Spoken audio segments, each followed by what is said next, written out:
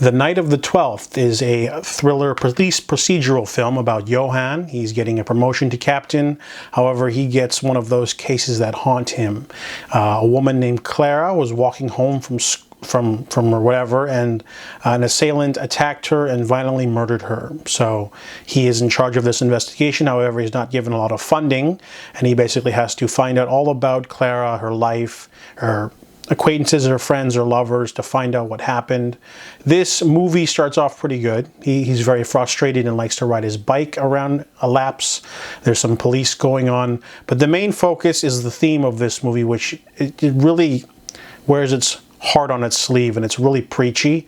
Essentially, Clara is a very loose woman in the sense that she literally has a lot of lovers. So they have an endless amount of lovers that they have to investigate, and her best friend Stephanie isn't really forthcoming with this knowledge. So every time the police try to close in on a killer, ends up she slept with another guy and another guy and another guy. And there's this really awkward sequence where the police detective gets emotionally sort of pushed by Stephanie, and Stephanie's trying to say like she was more than just like her sexual proclivity, she was a person.